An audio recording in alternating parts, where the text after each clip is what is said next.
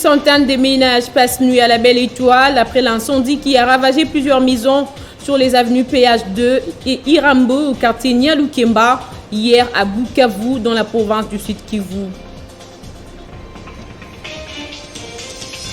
Les Nations Unies ont noté jeudi dans un rapport une baisse de 14% du nombre de violations de droits de l'homme au premier semestre de l'année 2021 en République démocratique du Congo.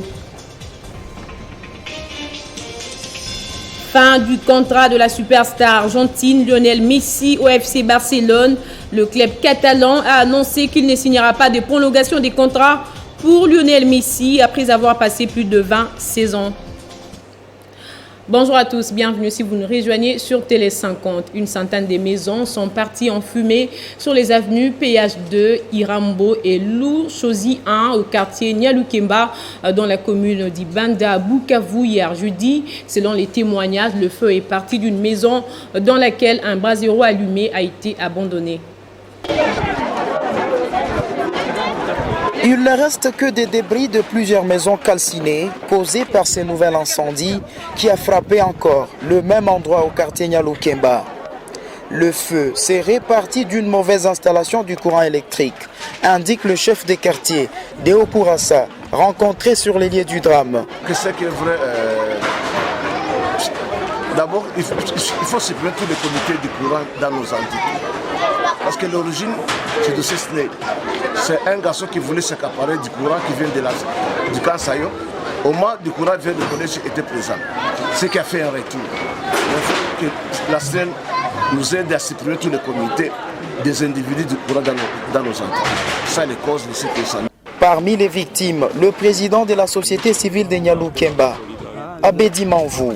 Ces derniers a tout perdu dans cette catastrophe. Il regrette le manque d'intervention de la mairie. Donner corps et âme parce que depuis 11 heures, on a commencé à appeler les services anti-incendie de la mairie qui n'existent même pas malheureusement. Et c'est ainsi, vous voyez, tout le monde est dehors, on n'a rien récupéré. Même moi qui vous parle, j'ai été victime. Et là, on a essayé d'appeler les services des faux perso qui a fait l'intervention et qui a essayé de maîtriser les feux aussi et qui ira à l'aide aussi des jeunes du quartier. Mais vraiment, on est tellement désolés. Le feu a été maîtrisé grâce à la bravoure des jeunes du quartier, aidés par les camions anti-incendie des établissements et faux perso. Direction la Chambre basse du Parlement, la Commission défense et sécurité de l'Assemblée nationale a accordé un délai de 48 heures au ministre de la Défense nationale, Gilbert Kabanda, pour répondre aux préoccupations des députés nationaux. Membres de cette commission, plusieurs élus nationaux, notamment du Nord Kivu et de l'Ituri, ont exigé l'évaluation de l'état des sièges décrété depuis le 3 mai dernier par le chef de l'État, Félix Tshisekedi.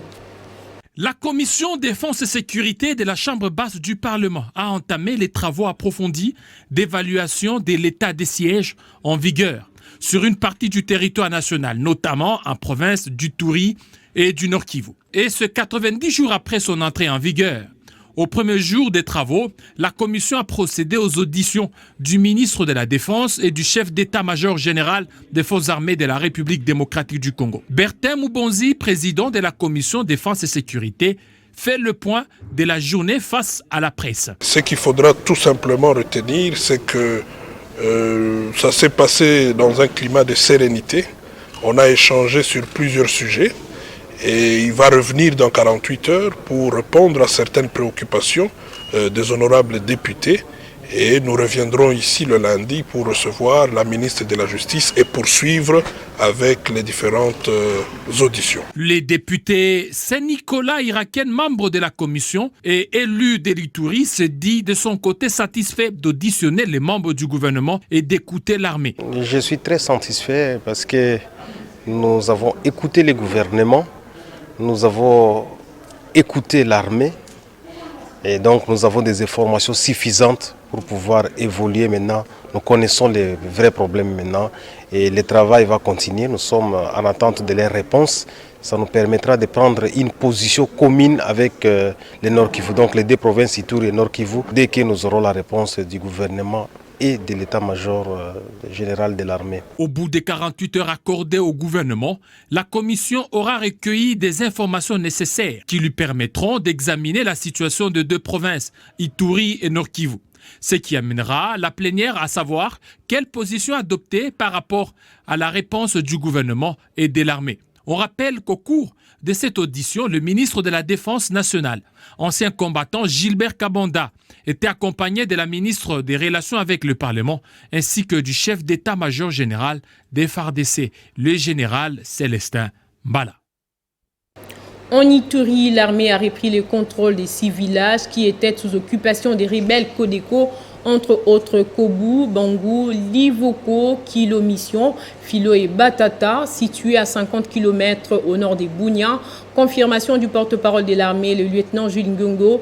On croit les lieutenants, la reconquête de ces villages est le résultat de la 3e phase des opérations militaires lancées le 29 juillet dernier par le gouverneur de province, le général Johnny Luboya Nkachama. En séjour dans la province du Nord Kivu, le ministre des Droits humains a effectué une visite à la prison centrale de Beni, accompagné du gouverneur de province, le lieutenant général Constant Dima. Fabrice Pruela a déploré les conditions de vie des pensionnaires de cette maison carcérale.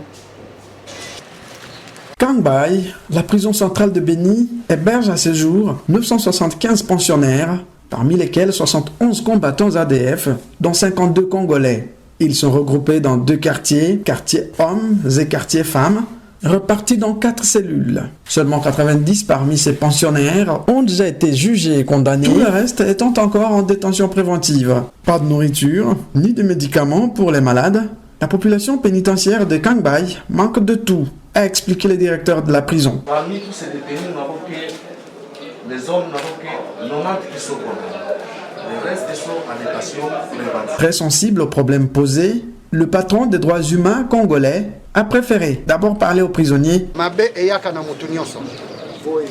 Mais ko persévérer na mabe wana osala kimbeba bakosa bino ko s'associaka na banguna pona kosala mabe na ya bino mokomboka. Est-ce que ça malam? Les encourageant dans la situation qui est la leur, mais aussi les appelant à apprendre à devenir des bons citoyens avant d'annoncer, avec le concours de l'autorité provinciale, des solutions palliatives à certains problèmes en toute urgence, en attendant les grandes décisions du gouvernement de la République. En attendant que Kinshasa le fasse, son Excellence, Monsieur le Gouverneur, peut, tant soit peu, avec ses mini moyens, parce qu'il a énormément de défis sécuritaires à relever, mais puisque l'état de siège, il y a un volet militaire, mais il y a aussi un volet judiciaire. Il faut sécuriser nos compatriotes qui sont ici.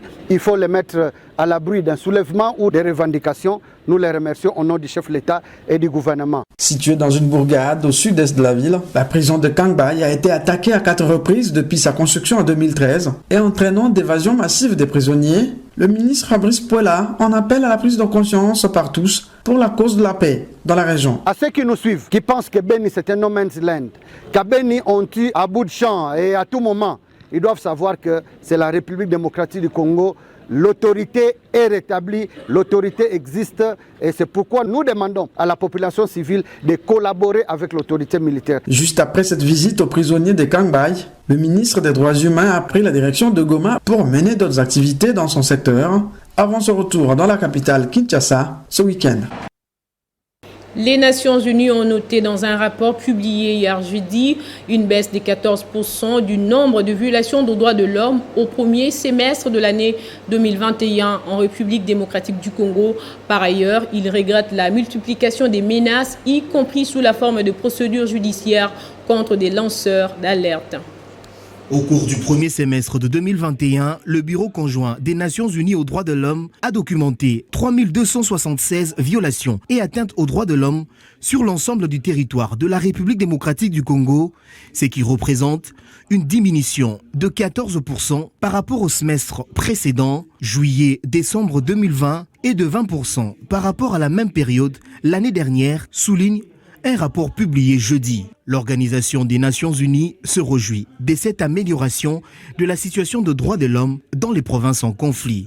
Le Bureau conjoint des Nations Unies aux droits de l'homme affirme également avoir documenté 271 violations des droits de l'homme et des libertés fondamentales liées à des restrictions à l'espace démocratique sur l'ensemble du territoire congolais, soit une baisse de près de 53% par rapport à la même période de l'année 2020 et près de 25% par rapport au semestre précédent. Malgré cette évaluation positive, l'ONU regrette tout de même la multiplication des menaces, y compris sous la forme des procédures judiciaires contre des lanceurs d'alerte, membres de mouvements citoyens, organisations de la société civile et des partis politiques pour avoir alerté l'opinion des actes de corruption, pour s'être exprimés sur des questions politiques ou pour avoir fait leur travail légitime des défenseurs de droits de l'homme. Le BCN-UDH a exprimé des inquiétudes sur le risque que de tels cas se multiplient alors que le pays s'engage dans des débats très sensibles, notamment sur la nationalité et la composition de la Commission électorale nationale indépendante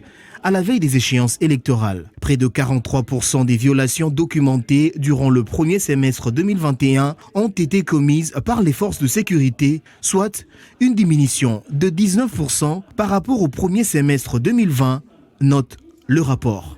La promotion des droits de l'homme doit être de plus en plus renforcée, surtout que la République démocratique du Congo prône l'état des droits. Lancé officiellement le 5 août dernier, les tests nationaux des fins d'études primaires prend fin ce vendredi sur toute l'étendue du territoire national. Le ministre de l'EPST, Tony Mwaba, qui supervise les travaux à partir de la province du Nord Kivu à Goma, est arrivé ce vendredi à Bukavu, dans la province du Sud Kivu, pour le même exercice. Crise politique dans la province de l'Équateur. Les forces vives ont, à travers une marche organisée jeudi à Mbandaka, appelé le chef de l'État Félix Tshisekedi à procéder à la désignation d'un gouverneur intérimaire et de constater la destitution des Bobo Boloko par l'Assemblée nationale. Ils sont venus en grand nombre pour manifester leur position qu'ils jugent sociale pour l'avancement de la province. Les forces vives de l'Équateur sont descendues hier jeudi dans la rue pour dire non au retour du gouverneur Bobo Boloko récemment déchu par l'Assemblée provinciale, tout en demandant au président de la République et au vice-premier ministre de l'Intérieur, de procéder à la désignation rapide d'un intérimaire. Notabilité de Mbandaka, la société civile de l'Équateur, Génération Consciente, nous, 4 membres des structures CEO reprises, composons la force vive de l'Équateur, manifestons aujourd'hui pour dénoncer la paralysie des institutions provinciales depuis la déchéance du gouverneur Bobo Boloko de la suite du vote de la motion de défiance contre sa personne. Constatons malheureusement des démarches diaboliques entreprises par le cité tendant à mettre en chaos la province de l'Équateur. Vu ce qui précède, exigeons le non-retour de Bobo Boloko Bolumbu, gouverneur de Chine de l'Équateur, à la tête de la province. Demandons au vice-premier ministre, ministre de l'Intérieur, de prendre acte de droit de l'intérim et du vice-gouverneur. Au procureur, près la Cour de cassation, d'accélérer le dossier de la mise en accusation du gouverneur déchu. Au président de la République, chef de l'État, garant du bon fonctionnement des institutions, de bien vouloir faire application de l'article 198 pour relever M. Bobo Boloko Bolumbu de ses fonctions. Pour rappel, après sa destitution au terme d'un vote par l'Assemblée provinciale, Bobo Boloko a été mis en accusation à la Cour de cassation par cet organe délibérant. Dans un autre chapitre, l'association des journalistes analystes du Congo a tenu à honorer les bâtonniers Mbouné, les tanks qu'elle considère comme un avocat qui aura permis à l'Église catholique du Congo de recouvrer ses droits en prenant possession d'une vaste concession où sera érigée dans les prochains jours une grande basilique. Le bâtonnier Mbou Nélétang a été honoré et présenté comme modèle ainsi que repère à la jeunesse congolaise par l'association de journalistes analystes du Congo en collaboration avec la jeunesse de l'Église catholique. Pour la fin du premier semestre 2021, notre ASBEL a jeté son dévolu sur un oiseau rare du barreau qu'est M. Bernard Claude Mbou Nélétang. Des informations recoupées en notre possession font de lui un modèle de travailleur acharné du travail bien fait. C'est grâce à ces nombreux exploits, des grands procès qui portent sa marque. Pour le président de l'AJACO, M. Eli Kouloukoulou, l'opinion doit reconnaître volontiers du bâtonnier Mbou Neletang d'être cet avocat providentiel qui a permis à l'Église catholique du Congo de recouvrer ses droits en prenant possession d'une vaste concession où sera érigée dans les prochains jours une basilique aux dimensions d'un pays sous-continent qu'est la République démocratique du Congo et plus précisément au parvis du stade Tata Raphaël. Eu égard à ses victoires du métier d'avocat, l'AJACO lui a décerné un diplôme d'excellence et de mérite. En Afrique du Sud, le président Cyril Ramaphosa annonce un remaniement de son gouvernement avec une dizaine de changements à la tête des ministères pour répondre entre autres émeutes qui ont touché le pays en juillet dernier. En sport, prenons cette nouvelle qui a secoué le monde du foot, la fin d'une des plus belles histoires du football entre Lionel Messi et le FC Barcelone.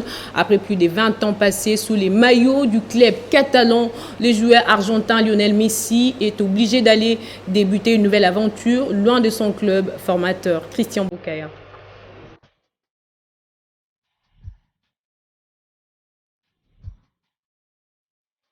Cette annonce est tombée comme un coup de tonnerre sur la sphère du football espagnol, voire du monde.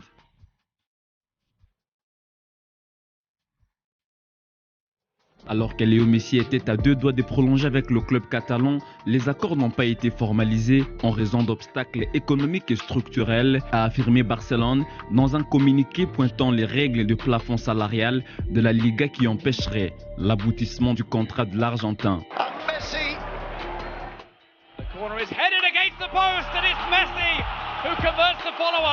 Selon plusieurs médias espagnols, Joan Laporta, président du club, aurait prévu de régler les derniers détails de la prolongation de Léo Messi avec Georges Messi dans l'après-midi de ce jeudi, mais tout a été chamboulé.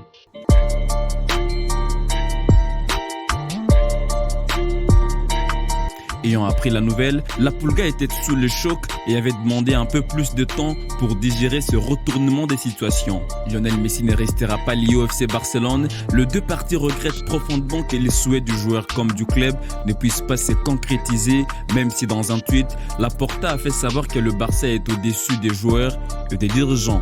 Le départ de Léo va laisser un grand vide au sein du FC Barcelone et va certainement faire perdre au club plusieurs supporters, puisque l'été dernier, les velléités de son départ avaient déjà causé un lent feuilleton.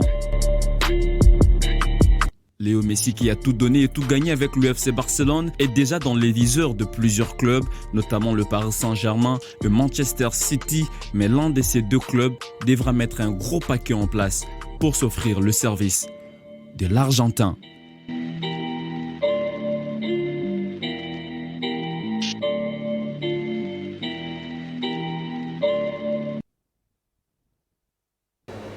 Place au rappel des titres. Une centaine de ménages passent nuit à la Belle Étoile après l'incendie qui a ravagé plusieurs maisons sur les avenues PH2 et Irambo au quartier Nialukemba hier à Bukavu dans la province du Sud Kivu. Les Nations Unies ont noté jeudi dans un rapport une baisse de 14% du nombre de violations de droits de l'homme au premier semestre de l'année 2021 en République démocratique du Congo. Fin du contrat de la superstar argentine Lionel Messi au FC Barcelone. Le club catalan a annoncé qu'il ne signera pas de prolongation des contrats pour Lionel Messi après avoir passé plus de 20 saisons. C'est la fin de cette édition. Merci de l'avoir suivi. Excellent week-end à toutes et à tous.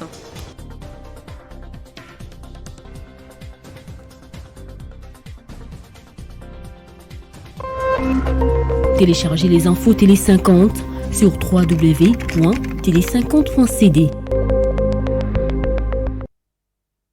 L'association des dirigeants de clubs de football du Congo informe à ses membres qu'en prévision de la réunion d'évaluation de la saison sportive 2020-2021 avec la commission de gestion de la Ligue nationale de football, Ligue 1 et Ligue 2, une importante rencontre des présidents et membres de la DEFCO est prévue ce samedi 7 août 2021 à 11h30 dans la salle de conférence de l'hôtel Africana Palace, situé sur l'avenue des Huileries dans la commune de Lingwala. Vu l'importance de la rencontre, la présence de chaque membre est vivement souhaitée.